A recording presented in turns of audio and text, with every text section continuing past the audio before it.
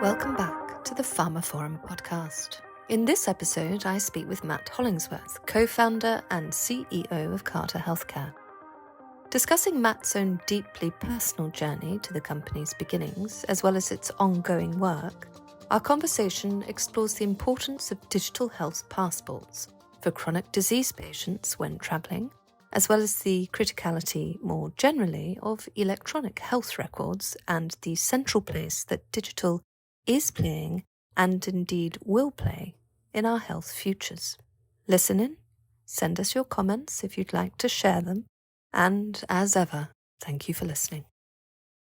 Welcome to the pharmaphorum podcast. This is web editor Nicole Raleigh, and today I have with me Matt Hollingsworth, co-founder and president of Carta Healthcare.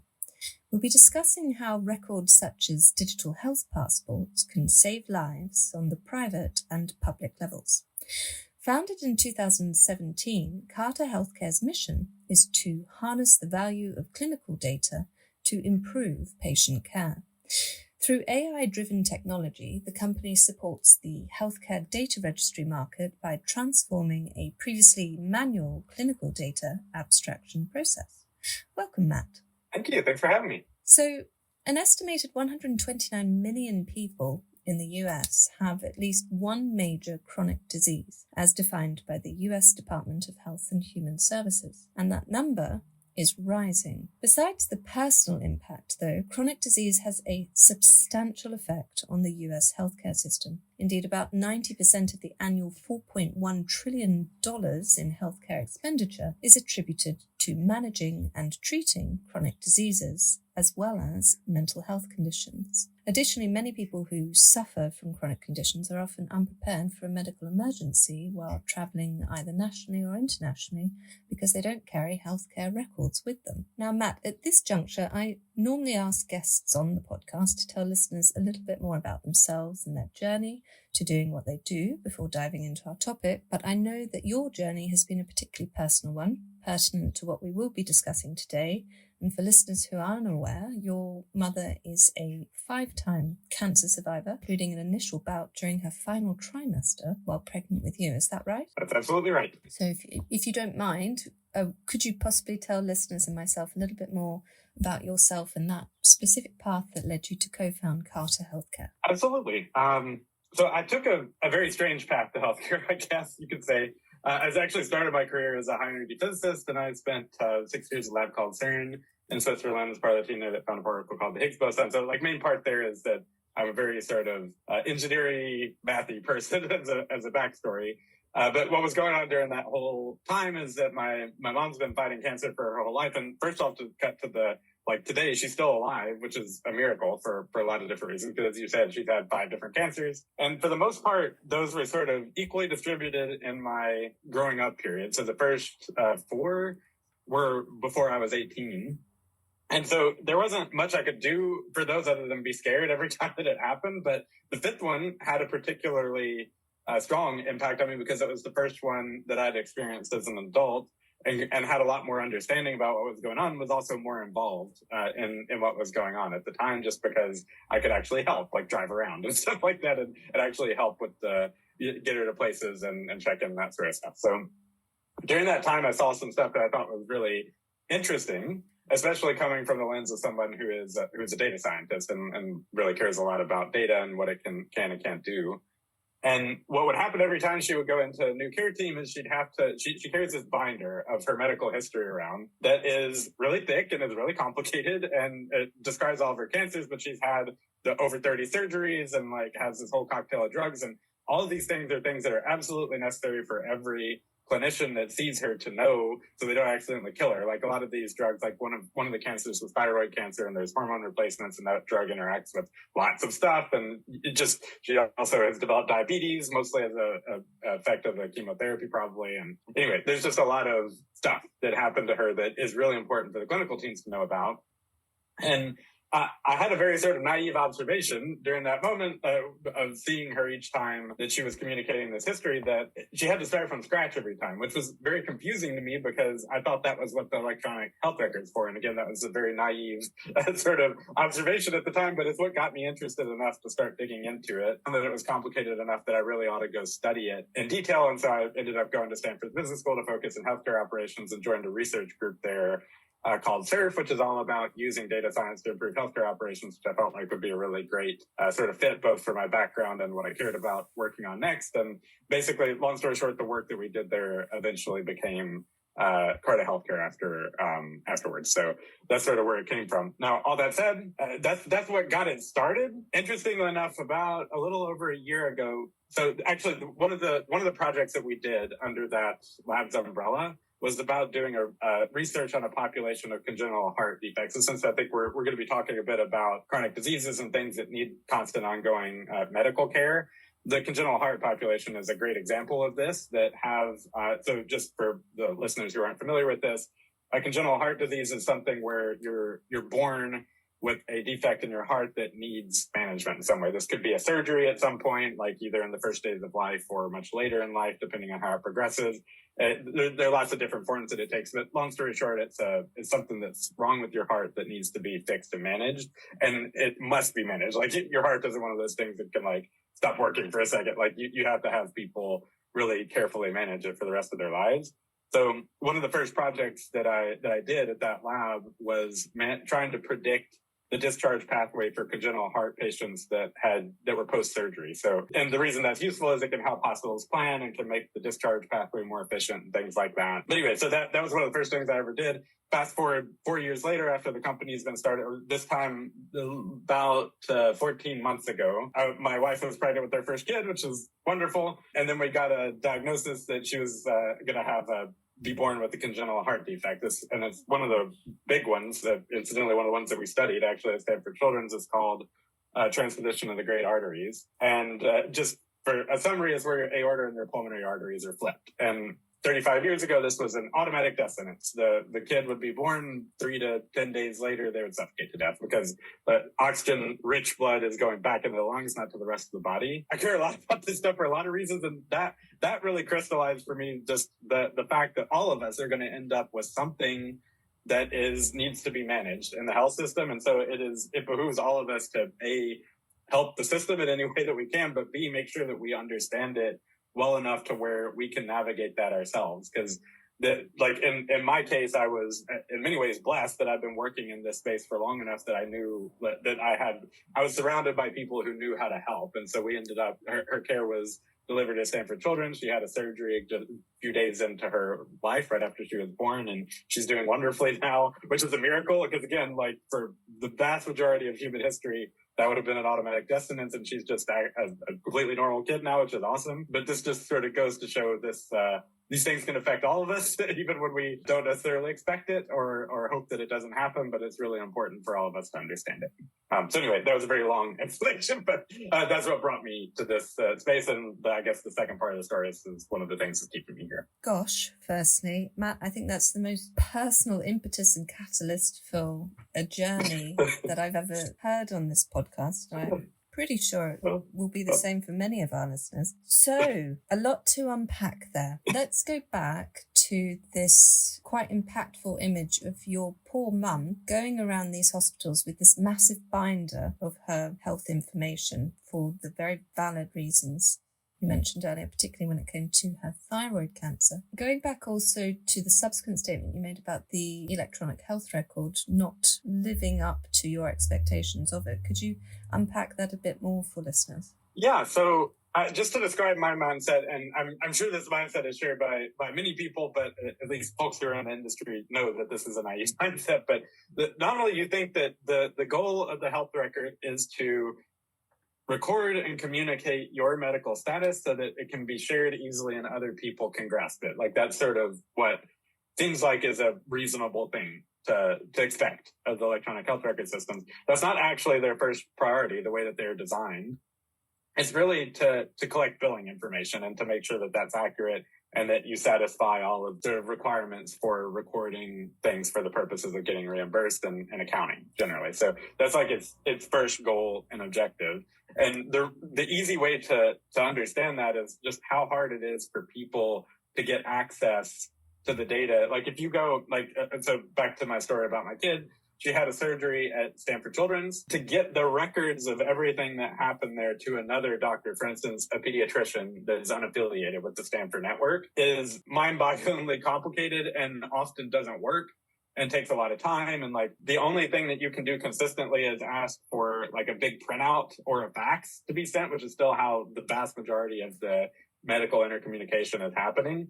And then you get this ream of documents, and what do you do with it? You scan it and send it into your EHR, but now it's scanned, so it's not searchable. It's not a digital representation, so you can't go and query it from a database. So if you wanted to do research on it, someone's got to go through and read through all those documents and then fill out a form somewhere so that it becomes an actual queryable data set. Like none of those things are happening without a lot of effort and elbow grease behind the scenes, typically with nurses doing various forms of transcription from one system to the other. So that's the way it works in real life. And so this is a problem for a lot of different reasons. Like from the patient's perspective, communicating your medical history, like my mom shouldn't be in charge of doing that. She's not a clinician.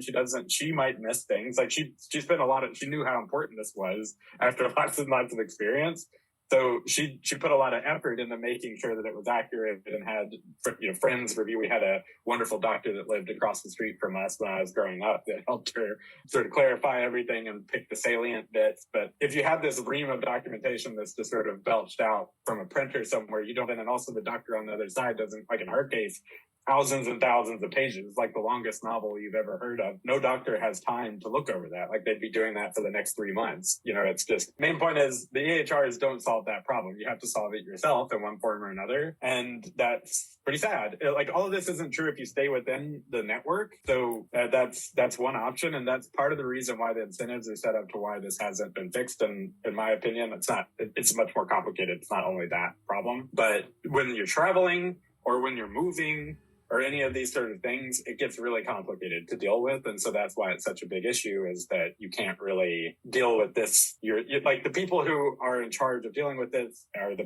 patients themselves, and they're not equipped with the tools typically to do it perfectly. So that's why it's such a problem. Absolutely. I mean, as you say, nurses shouldn't be doing transcription in overburdened health systems as it is. And patients certainly shouldn't be dealing with their own medical information in order to make sense of it. I think for many of our listeners, this image of a ream of information belched from a printer is an all too ghastly reality. So if we come now to your talent, as it were, Matt, for data science and where this can come into play when we think about the potential of digital health passports and what your company does. Perhaps you could tell listeners a bit about the possibilities therein. Yeah, absolutely. So there are two directions that one has to approach this from. And let me start with the crux of the problem. The things that you want to communicate are like clinicians know them. They know what's important. Like if my mom is part of a so-called patient population of cancer patients. Like she's had all these different cancers. If you go to an oncologist, they know and tell them what kind of cancer it is and sort of what the treatment regimen was. They can tell you the salient points that are important to know about that patient in order to sort of measure how they're doing and to communicate to other doctors what their status is. So that's a fact. If you go into an oncologist and ask them, they can give you an answer to that. Now, there are multiple parties who want that information, actually. So, and this is the same core problem. It's like, how do you take all the information that's been captured, distill it into something that's communicable to other places, and then do that communication? So that's the crux of the problem. Now, there are many people who want that communication. The patients, obviously, if they're transferring to somewhere else so that they can get better care, that's one of them. But also there's another party that wants the same information for different reasons, which are quality researchers. And they're completely separate use cases, but the same core problem, this distilling the patient's information and communicating it somewhere, same exact core problem. And the quality researchers, just to make this really concrete here, let's say that there's a new procedure that's been invented. There's this one called a TAVR. I'll just use this as an example. That's a heart repair that's done in a cath lab. Relatively new, seems to have very good outcomes and all this sort of stuff, but like seems to. How do we determine that? Well, we collect data on it. So we say like, what was the state of the patient coming in? Did they have diabetes? Were they obese? Like what was their blood pressure? Like all the clinical variables that you care about. And then you ask those same questions, a month, 2 months, 3 months, a year, 5 years, like follow up with them, figure out how things are going and record it. Now, those same variables that you're collecting for that exercise, like figuring out how well the care is being delivered, are the same variables that you want to communicate to take care of the patient as well. So like what were the complicating factors like diabetes or obesity? What was the incoming clinical state like weight or blood pressure or things like that, all the labs that they do before and after? Those two things are the same thing that you want to communicate. So the beautiful part here is if you solve that, not only can you help people create these digital passports, these communicable sort of records about different disease states that patients have, you also can boost the research side of this. So in other words, if you want to know how doctors are doing, solving that problem, you can also solve the problem of how high is the quality of a particular place doing. And for new procedures that have just been invented, how are they doing? And also just like the way this work is done, especially for new things or things that are very rare diseases that you don't have a lot of data on, all these different hospitals have their own sort of protocols for how to do it, like what drugs are delivered at different times or things like that. And then they can compare each other and see like, well, at Stanford, they use protocol A, at UCSF, they use protocol B, maybe on one parameter like ER readmits are doing better at UCSF. And so you go and look at lots of hospitals and see, hey, maybe it's this protocol that they're doing. Maybe it's just the incoming state of the patients. They're more complicated. Like that's the way that the work is done. And because it's the same core problem, what we figured out at Carta is that, hey, if we solve that, we can solve the other one as well, make it easier for people to communicate their clinical state at the same time. The difference is if you try to attack the patient communication problem, that's too complicated and has too many barriers, like sort of the incentives that I was mentioning, like some people don't want them to be easy to communicate yet, and all this sort of stuff. Is really hard to attack that problem in its generic sense.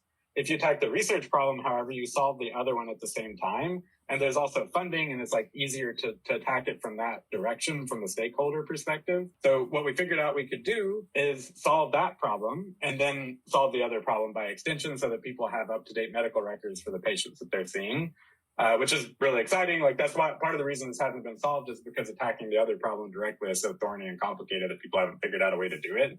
And we figured out a way to build a technology that actually can add value the whole time and solve the other problem while we're at it. And again, let me take a step back here. Specifically what the technology does for us, when I was mentioning before that the only way to get that sort of communicable data out was to have nurses do transcription. And just to be really hyper specific, like say that you want to communicate someone's, whether they're hypertensive or not, to another party, whether another doc for care or a researcher, like I was talking about, sort of same problem. Then what you have to do today is you have to read through notes to figure out were they diagnosed as hypertensive, yes or no, and then click a form somewhere and say yes or no, they're hypertensive. What we did is build technology that can help make that exercise substantially faster. So you need fewer nursing resources, which is the bottleneck here, like getting people to read through a note and fill out a form is the reason this problem hasn't been solved fundamentally. So we built an AI system that can help a expert nurse do that sort of 80% faster, which means less resources, less nurse time collecting this data. And at the end, you have this communicable, standardized data set that you can then send to other parties, either other clinicians or other researchers, either one. So that's sort of what the company did, and that's what we do every day. Thank you for that. So again, a lot to unpack there. I just want to come back. You mentioned about funding and how that was the easier portion to tackle first. Could you tell us more about that at all? Yeah, so this is a nice sort of general business principle. It's a lot easier to slot in on something that's already happening today and use that as a landing pad than it is to start a completely new behavior from scratch. That's true in every industry, but in healthcare, because it's very change resistant for good reasons. It's one of the very few industries where if you make mistakes making a change that people die. So like people take it really seriously and they want to be really sure that what they're doing is a good move, which is fundamentally a good idea in healthcare. Then it's going to be easier to make whatever change you're going after. So for us today, like right now, there's about 120,000 nurses that are filling out forms for quality reporting, the thing that I mentioned. So like if we just took a snapshot right this second, there's a whole city worth of nurses who are doing the following. They're opening up a procedure note, like to be really hyper specific, like I'll use a real registry as they're called. So let me take a step back and define that actually. So a registry is how research is done. Like you have these forms that be completed, like that ask those questions, like I was saying, is the patient obese? Are they hypertensive? What's their blood pressure? What labs? Like what's their creatinine levels? Whatever, like stuff that is clinically relevant. You fill out a form and then you send it to a centralized body. And I'll be really hyper specific and pick one registry. It's called cath PCI. So that's for these things called PCI. It's a cath installation of a cath-based installation of a stent in the heart to open up a blood vessel. And we do millions of these every year. And for each one of those, this form gets completed and sent to the American College of Cardiology, where researchers then look at it and they're like, hey, if you use protocol A versus B, then you'll have better outcomes. And here's all the randomized, the observational study that we did off of this data to prove that that's true. And they just churn these papers out, and that's how practice evolves every time. And there are hundreds of these registries, one for all of the major procedures, and then some for more like chronic disease things, like there's a diabetes registry, for instance, and things like that. And so the way that data gets collected, all those papers, like if you go to PubMed and read them, all of them, like the way that this stuff gets collected is nurses opening up, like in the cath PCI case, they'll open up the procedure note for the PCI. They'll read through it, which takes, a while. It's a complicated procedure. It takes a while. And then they'll see in there, it'll say when the patient was admitted, they were hypertensive. So, okay, now I know the answer to that. Now I go to the other screen where I have the form and I click patient was hypertensive upon admission. Yes. And then you go to the next one. Were they diabetic? Yes. Just keep going back and forth. And the term for this is called swivel chair analytics in the space, because that's exactly what happens. Like you just read through it and then fill something else out. And when I say form, like there isn't a word in the English language really to describe this thing, because it's 500 fields like that, whatever. No one has a really good feeling for what that means, but time is the easiest way to describe this. On average, filling one of those forms out takes an hour and a half of nurse time compared to the procedure itself, which takes about 50 minutes. So like, you're literally spending more nurse time on filling this thing out than you are on the actual procedure itself. So like, which is mind boggling, but that's how it is. And again, there's over 100,000 nurses right this second doing what I just described. So it's a whole city full of nurses that are just doing this. And that sounds like if you just say like nurses filling out forms, that sounds like a waste of time, but it's really important. Like this is the way that we move the industry. I'm not trying to like denigrate it saying it's a waste of time. It's a very useful sort of time that's spent so that we can actually figure out how things are going and how we can improve them. But at the same time, it'd be a lot better if they didn't have to spend all that time doing it and we were able to sort of alleviate some of the nurse shortage by not having them do that, and also collect more data, do more research, all these sort of things. And so that's why going after that problem is such an important place to start, because there's a need today. Like there isn't really an army of they're called data abstractors. It's basically skilled data entry. There isn't an army of data abstractors doing that for the purpose of communicating a patient's medical history to another provider. That's not a thing that you can go, like you'd have to create that concept generally. Whereas this problem is there are over 100,000 people doing it at any given time. So it's a big problem that you can attack directly. But the key thing here is if you have a technology that can do that for them, then you can also turn it to solve that problem as well, which is sort of the end goal of the company, is to be able to clean up these medical records in such a way that they're communicable across different institutions. And the same technology that's solving that other problem, which is like today a business problem, can be used to solve that problem tomorrow. So that's where these things are linked, even though this is a very deep cut, like thing that's happening behind the scenes of the hospital. It's probably the only way this is going to be solved. Absolutely. Streamlining and accelerating processes certainly beyond a 500 field form that takes 1.5 hours per form. So this is where AI comes in. So I was just wondering if you were possibly able to go into the hows of AI's part in the digital health passport process in communicating records of patient disease states for us, and perhaps give example, if there are any, of the differences of the passports between chronic conditions, if they exist. There are different parts to this. So there's some things that are standardized and there are most things that are not standardized. So there are these clinical code sets that in principle, if you said like, hey, here's a patient record and you pull it from Stanford, and then you take it to UCSF, that they could, in theory, ingest that bit of the patient's record. The problem is the granularity for that is not a clinical granularity. It's at the level of billing, back to the thing that I was mentioning before. So, for instance, it'll say something like, it'll say whatever the granularity of the billing is. So maybe it'll say congenital heart disease, and that's the thing that's collected, because then it puts them in a different risk bucket, which affects the bill that they can drop or whatever. But that's all it'll say. It won't say TGA, or it won't say tetralogy of Fallot, or it won't say specifically what it is if it's not relevant to the billing consistently. And so what the abstractors are doing is they're filling out these things that are not filled out in the standard operating procedure of documentation, and creating these standardized code sets so that then what comes out can be translated. Where AI can come in is it can do that more thorough coding than the one that's done for the purposes of billing, so that when the medical record is communicated, that as it's called structured data, the things that are machine readable, that can be queried and that are translatable, the computer can be behind the scenes doing that more complex coding to be able to have a translatable set of these standardized clinical concepts. There do exist standards.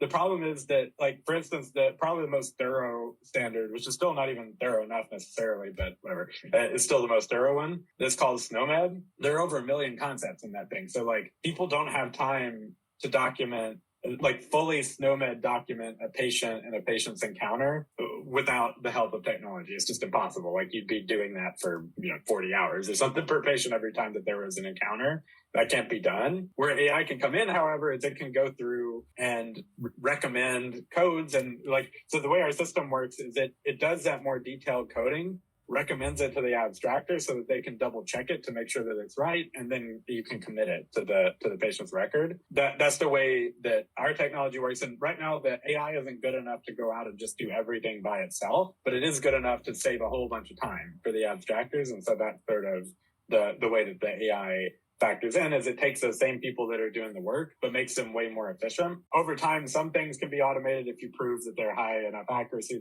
Some subset of the things can be done, but not all of it. And people will always be there to check things. And so what the system does is it knows when it needs to be checked, and then it sends those things to be checked to the experts to save them time. Gosh, again, Matt, for me at least, and I'm sure for listeners, is this avalanche of data and this perhaps shoveling through the resultant fallen snow of so many people who need critical healthcare. So what about the future? You said that at the moment it still needs this human element, the AI. What of the next 5 to 10 years, and what of the hopes for digital health passports? The way I would like this to work, okay, so there's a second business reason why starting in this spot makes sense. And this will answer your question. It sounds tangential, but it'll come back to answer your question directly. The way registries solve this problem is they make it soluble. You can't write one algorithm just from scratch that will solve this problem for all patients, for all clinical types, for all disease states, for all procedures.